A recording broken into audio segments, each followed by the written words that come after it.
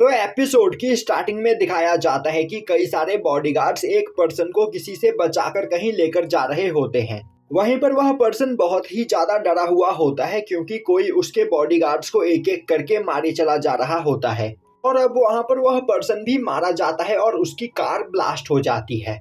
अब हमें एक निंजा को उस कार के बगल में बैठा हुआ दिखाया जाता है जिसके फोन पर एक मैसेज आया हुआ होता है, जिस मैसेज में हिगान की फोटो होती है, जिसे देखते ही वह काफी ज्यादा खुश हो जाता है और बोलता है फाइनली अब यहाँ पर मुझे मजा आने वाला है। अब सीन शिफ्ट होता है और हमें उसी निंजा को दिखाया जाता है जो एक जगह पर बैठकर अपना खाना खा रहा होता है। तभी उसकी ऑर्गेनाइजेशन का लीडर वह ओल्ड मैन वहां पर आते हुए उसके सामने बैठ जाता है, जिसे देखते हुए वह निंजा बोलता है तुम मुझे हमेशा बेकार के काम देते रहते हो, ऐसे काम जिसे करने में मैं बहुत ही ज्यादा बोर हो जाता हूँ। तो मास्टर यामाजी अगली बार ऐसे बेकार के काम के लिए आप मुझे मत बुलाइएगा।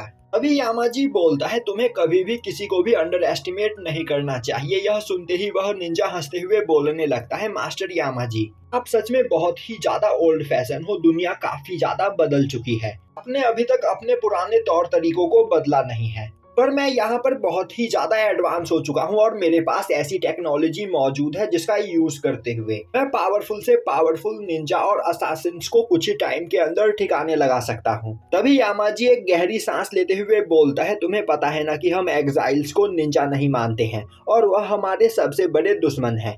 वह लोग जिन्होंने हमारे क्लैन को छोड़ दिया वह सभी लोग एग्जाइल है और मैं उनमें से किसी एक को भी जिंदा नहीं छोड़ूंगा क्योंकि फ्यूचर में वह सभी लोग हमारे लिए खतरा साबित हो सकते हैं। और मैंने तुम्हें जिसकी फोटो भेजी है वह भी एक एग्जाइल निंजा है। यह सुनते ही वह निंजा हंसते हुए बोलता है मुझे यह बात अच्छे से पता है, इसका नाम हिगान है और यह हमारे जापान की हिस्ट्री के सबसे पावरफुल निंजाज में से एक है। इसके पास काफी खतरनाक निंजा टेक्निक्स मौजूद है और तो और जब यह अपने किसी मिशन पर निकलता है तो यह बहुत ही ज्यादा बेरहम बन जाता है, जिस वजह से इसके सामने कोई भी नहीं टिक पाता है। और अब यहाँ पर इसे मारने का काम मुझे मिला है तो फाइनली मुझे इसमें मजा आने वाला है। यामाजी बोलता है हमने यहाँ पर हिगान को एक बार पहले भी मारा था, डॉक्टर ने उसे डेड कंफर्म कर दिया था, पर पता नहीं कैसे वह दोबारा से जिंदा हो गया। जरूर हिगान ने वहां पर किसी एंशिएंट सीक्रेट टेक्निक का यूज किया था जिस वजह से वह अभी भी जिंदा है।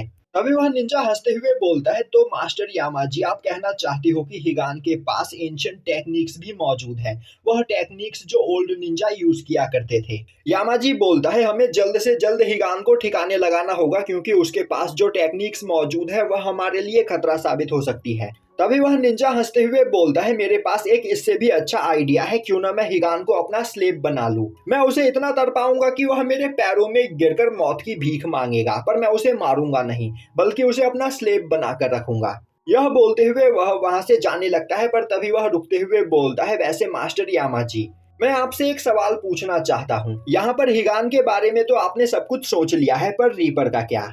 अब हमें एक निंजा को दिखाया जाता है जिसने अपने सामने कई सारे निंजास को मार रखा होता है। तभी वहां पर एक पर्सन आते हुए बोलता है तो फाइनली तुम मुझे ढूंढते हुए यहाँ पर पहुंच गए, तो मुझे बताओ आखिर तुम्हारी स्वॉर्ड हमारे कितने साथियों के खून से रंगी हुई है। सच कहूँ तो हमारा निंजा क्लैन ऑर्गेनाइजेशन में बदलकर पूरी तरीके से बर्बाद हो गया है और जिन निंजाज ने ऑर्गेनाइजेशन को ज्वाइन करने से मना किया तुम लोगों ने उन्हें एग्जाइल घोषित कर दिया। पर यह बात तुम भी जानते हो कि अभी तुम ऑर्गेनाइजेशन के लिए बस एक कुत्ते की तरह काम कर रहे हो, तुम्हारे अंदर कोई भी प्राइड नहीं है, इसीलिए तुम ऑर्गेनाइजेशन के इशारे पर नाच रहे हो। पर हम तुमसे अलग है, हमने अपने प्राइड को चुना और ऑर्गेनाइजेशन में शामिल नहीं हुए, भले ही तुम हमें एग्जाइल ही क्यों ना कहो। मैं तुम्हारे सामने कभी भी सरेंडर नहीं करूंगा। यह बोलते हुए वह पर्सन अपने सबसे खतरनाक स्वॉर्ड टेक्निक का यूज करते हुए अपने सामने खड़े निंजा पर अटैक करता है, जिससे उसके सामने मौजूद पूरा एरिया डिस्ट्रॉय हो जाता है और चारों ओर धुआं ही धुआं रहता है। वहीं पर वह बोल रहा होता है मेरे इस अटैक से कोई भी नहीं बच सकता है। तभी धुएं के अंदर से निकलकर वह निंजा बाहर आता है, जिसे देखते ही वह दूसरा पर्सन बोलता है तो तुम मेरे इस अटैक से बच गए, कोई बात नहीं, तुम मेरे दूसरे अटैक से नहीं बच पाओगे। तभी वह नोटिस करता है कि उस निंजा के हाथ में मौजूद स्वॉर्ड गायब हो चुका होता है और अब वह नोटिस करता है कि वह स्वॉर्ड उसके चेस्ट में हला हुआ होता है और तभी उस पर्सन के चेहरे पर मौजूद मास्क भी टूट जाता है और अब वह नीचे गिरते हुए बोलता है फाइनली मेरे नर्क जाने का टाइम आ गया। पर मुझे यहाँ पर कोई भी पछतावा नहीं है क्योंकि मैं ऑर्गेनाइजेशन का कुत्ता नहीं बना। पर तुम्हें परेशान होने की कोई जरूरत नहीं क्योंकि तुम भी जल्द ही मुझे ज्वाइन करोगे। और अब हमें पता चलता है कि यह दूसरा निंजा कोई और नहीं बल्कि रीपर होता है। दूसरी ओर यामाजी के सामने खड़ा वह निंजा बोल रहा होता है, मास्टर यामाजी, मुझे पूरा यकीन है कि रीपर भी हिगान से फाइट करने के लिए मचल रहा होगा। यामाजी बोलता है, तुम्हें इस बारे में परेशान होने की कोई जरूरत नहीं क्योंकि मैं किसी भी कीमत पर रीपर को हिगान से फाइट करने नहीं दूंगा। अब हमें माइक को दिखाया जाता है जो एक पुलिस स्टेशन में उस चाइनीज रेस्टोरेंट के ब्लास्ट के बारे में बात कर रहा होता है। वहीं पर उसके सामने बैठा पुलिस ऑफिसर उससे बोल रहा होता है कि हमें इंफॉर्मेशन मिली है उस चाइनीज रेस्टोरेंट का ओनर एक माफिया था और वह रेस्टोरेंट के जरिए मनी लॉन्ड्रिंग कर रहा था और उसके रेस्टोरेंट पर जो अटैक हुआ वह अटैक उसके किसी राइवल गैंग वाले ने करवाया था। तो अब हम इसमें कुछ भी नहीं कर सकते हैं, यह केस क्लोज हो चुका है। तभी माइक गुस्सा होते हुए बोलता है, तो तुम कहना चाहते हो कि वह ओल्ड मैन वहां पर मनी लॉन्ड्रिंग कर रहा था? बेवकूफ, क्या कभी तुम उसके रेस्टोरेंट में गए हो? उसके रेस्टोरेंट की सभी चीजें टूटी फूटी हुई थी। तुम्हें भी यहाँ पर इस केस को दबाने के लिए काफी मोटी रकम मिली है। यह सुनते ही वह पुलिस ऑफिसर चुप हो जाता है जो देखकर माइक को और भी ज्यादा गुस्सा आता है। तभी वहां पर माइक का सुपीरियर आ पहुंचता है और अब वह माइक को अपने साथ बाहर चलने के लिए बोलता है। अब हमें दिखाया जाता है कि वह दोनों पार्क में एक जगह पर बैठे हुए होते हैं। वहीं उसका सुपीरियर बोल रहा होता है कि मैंने तुमसे कितनी बार कहा किसी और केस के ऊपर काम करो और अगर तुम इसी तरह काम करते रहे तो तुम बहुत बड़ी प्रॉब्लम में फंस सकते हो जिसके बाद मैं भी तुम्हारी कोई मदद नहीं कर पाऊंगा। कुछ ही टाइम के बाद तुम रिटायर होने वाले हो जिसके बाद तुम आराम से किसी लेक के पास बैठकर फिशिंग करते हुए वाइन पी सकते हो। तो क्या तुम अपनी रिटायरमेंट को आराम से एंजॉय नहीं करना चाहते हो? तो यहाँ पर इस केस के बारे में भूल जाओ, फिर मैं तुम्हें एक काफी अच्छी फिशिंग रॉड और पीने के लिए काफी सारे ड्रिंक भी भेजूंगा। माइक बोलता है, हाँ मुझे सब कुछ समझ में आ रहा है और वह जो फिशिंग रॉड तुम मुझे भेजने वाले हो उस फिशिंग रॉड को भी आउजा कंपनी ने ही बनाया होगा। मैंने बिल्कुल सही कहा ना? यह सुनते ही उसका सुपीरियर उसके बगल में एक फाइल रखते हुए बोलता है, तुम्हें यहाँ पर आराम करने की जरूरत है तो फिर कुछ दिनों तक अपने घर में बैठकर आराम करो। यह बोलते हुए वह वहां से चला जाता है। अब हमें एक बिल्डिंग के अंदर हिगान को दिखाया जाता है जो अपने लिए कुछ वेपन्स बना रहा होता है। तभी उसे अपने फैमिली की याद आने लगती है जिससे उसकी हालत खराब हो जाती है। अब सीन शिफ्ट होता है और हमें दिखाया जाता है कि हिगान से मिलने के लिए वहां पर माइक आया हुआ होता है। अब अपनी कार से उतरते ही माइक गुस्से में बोलता है, आखिर तुम यह कैसी जगह पर रह रहे हो? इसे ढूंढने में मेरा 1 घंटा टाइम खराब हो गया। हिगान बोलता है, मैंने यह जगह इसीलिए चुनी है जिससे मैं यहाँ पर सभी लोगों से छिपकर रह सकूं। अभी माइक बोलता है, तुमने ओल्ड मैन के बारे में सुना? मैंने उससे कहा था कि उसके रेस्टोरेंट में जो भी चीजें टूटेंगी उसकी भरपाई मैं करूंगा, पर उसका पूरा का पूरा रेस्टोरेंट ही उड़ गया। और तो और ओल्ड मैन के ऊपर कई सारे झूठे चार्जेस लगाकर उसे जेल में भी बंद कर दिया गया। यह सब देखकर मुझे बहुत ही ज्यादा बुरा लग रहा है। अब माइक और हिगान दोनों ही घर के अंदर जाते हैं और अब माइक हिगान को कुछ फोटोज दिखाते हुए बोलता है, मैंने पता किया है यह सभी वेपन्स आउजा कंपनी ने बनाए हैं। यह सब देखकर मुझे ऐसा लग रहा है कि जो निंजास तुम पर अटैक कर रहे हैं उनका जरूर आउजा कंपनी के साथ कोई ना कोई कनेक्शन है। तो मुझे यहाँ पर थोड़ी और ज्यादा इन्वेस्टिगेशन करनी पड़ेगी। मैंने जितना सोचा था आउजा कंपनी उससे कहीं ज्यादा खतरनाक है। उन्होंने सभी पुलिस वालों को खरीद रखा है, यहाँ तक कि FBI को भी। और अब वह हिगान को वह फाइल दिखाते हुए बोलता है, आउजा कंपनी के लोग अब चाहते हैं कि मैं इस केस को छोड़कर कुछ दिनों छुट्टियां मनाने के लिए बाहर चला जाऊं। वैसे यह आइडिया बुरा नहीं है क्योंकि पिछली बार मैं मरते मरते बचा हूँ। हिगान बोलता है, उन्होंने मेरे फैमिली को डिस्ट्रॉय कर दिया तो अब मैं उनमें से किसी को भी जिंदा नहीं छोड़ूंगा। मैं ऑर्गेनाइजेशन के एक एक पर्सन को पकड़ पकड़ कर कुत्ते की मौत मारूंगा।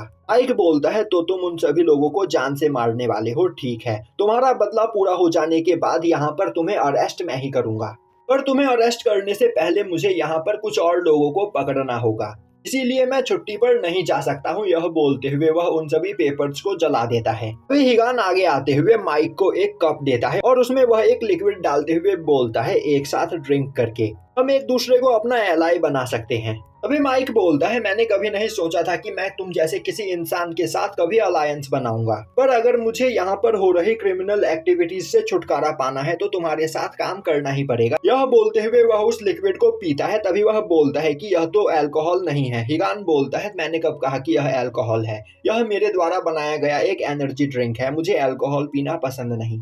अब हमें दिखाया जाता है कि माइक हिगान को अपने साथ लेकर एमा से मिलने के लिए आया हुआ होता है और अब एमा उस जगह पर पहुंचती है, जिसे देखते ही माइक उससे बोलता है, मैंने तुमसे कितनी बार कहा है किसी भी जगह पर टाइम पर पहुंचना चाहिए। तभी एमा बोलती है उसे यहाँ पर बहुत सारा काम करना था, इसीलिए उसे लेट हो गया, और तो और वो अपनी प्यारी कार को यहाँ पर लेकर आई है। क्या माइक को यह दिखाई नहीं दे रहा? माइक बोलता है, तो क्या यह खटारा तुम्हारी प्यारी कार है? एमा गुस्सा होते हुए बोलती है, मेरी कार तुम्हारी खटारा से लाख गुना बेहतर है।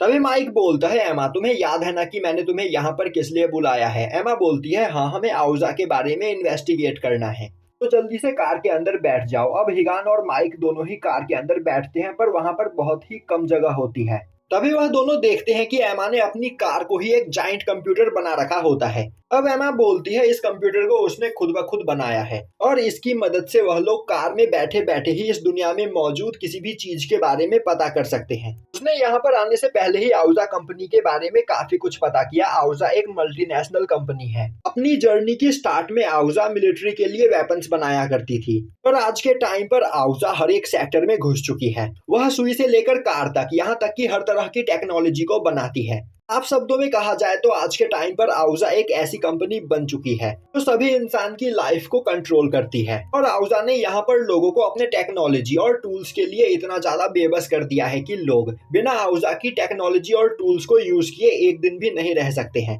साथ ही साथ मुझे एक और चीज के बारे में पता चला, आज के टाइम पर आउजा की कोई भी राइवल कंपनी नहीं है, ना ही कोई पॉलिटिशियन उसके खिलाफ आवाज उठाता है। पास्ट में आउजा की कई सारी राइवल कंपनियां हुआ करती थी, कई सारे जर्नलिस्ट उसको इन्वेस्टिगेट कर रहे थे, साथ ही साथ कई सारे पॉलिटिशियन भी उनके खिलाफ थे, पर धीरे धीरे करके वह सभी लोग अजीबोगरीब तरीके से मारे गए। उदाहरण के लिए आप इस पॉलिटिशियन को देख सकते हो जो कुछ दिनों पहले ही अपने कार के ब्लास्ट होने की वजह से मारा गया। यह पॉलिटिशियन आउजा के खिलाफ था और यह अपनी कंपनी में आने वाले आउजा प्रोडक्ट्स पर काफी ज्यादा टैक्स लगा रहा था, पर फिर यह एक दिन मारा गया और इसके मरते ही उस कंट्री के नए प्रेसिडेंट ने आउजा कंपनी के साथ हाथ मिलाया और काफी कम टैक्स में आउजा कंपनी को अपनी कंट्री में लॉन्च कर दिया। हमें दिखाया जाता है कि आउजा कंपनी के लोग एक नए पावर सिस्टम पर काम कर रहे होते हैं, जिसकी वजह से उनका यहाँ पर बहुत ही ज्यादा प्रॉफिट होने वाला होता है।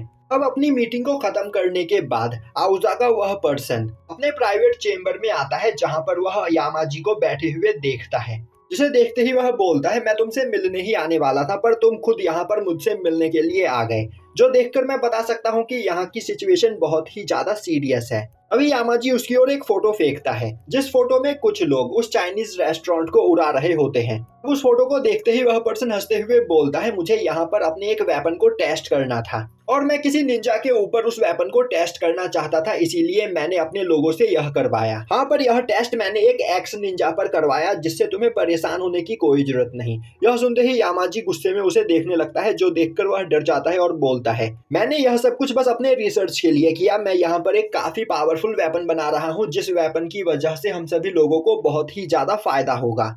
तभी यामाजी खड़ा होते हुए वहां से जाने लगता है, जो देखते ही वह पर्सन बोलता है, कहीं तुम भूल तो नहीं गए, हम दोनों पार्टनर्स हैं और हमें फ्यूचर को बेहतर बनाने के लिए आपस में मिलकर काम करना होगा। तभी यामाजी रुकते हुए बोलता है, अगली बार मुझसे पूछे बिना ऐसा कुछ करने के बारे में सोचना भी मत, और अब वह वहां से चला जाता है। दूसरी ओर हमें दिखाया जाता है कि एमा माइक और हिगान को आउजा कंपनी के बारे में सब कुछ बता रही होती है।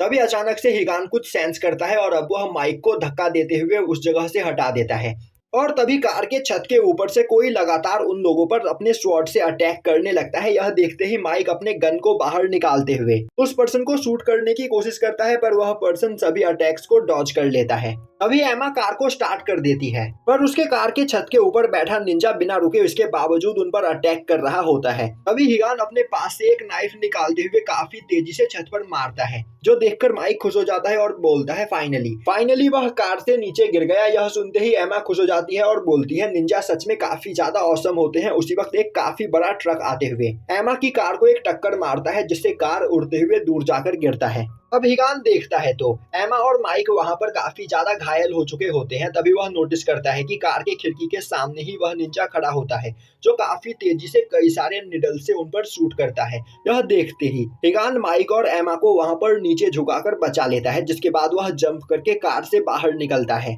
और अब वह काफी तेजी से उस निंजा के साथ फाइट करने लगता है। तभी वह निंजा अपने पास से एक वेपन को निकालता है और अब वह उसका यूज करते हुए हिगान पर अटैक करके उसे घायल कर देता है। तभी हिगान दोबारा से अपनी असुरा टेक्निक का यूज करते हुए वहां पर अपने 6 हाथ बना लेता है और अब वह अपने 6 हाथों से उस पर्सन के वेपन को पकड़ते हुए उसे घुमाकर काफी तेजी से एक दीवार में मारता है। पर वह पर्सन उठकर खड़ा हो जाता है और हिगान के ऊपर 2 मिसाइल से अटैक करता है, पर हिगान अपने नाइफ का यूज करते हुए उन मिसाइल्स के 2 टुकड़े कर देता है।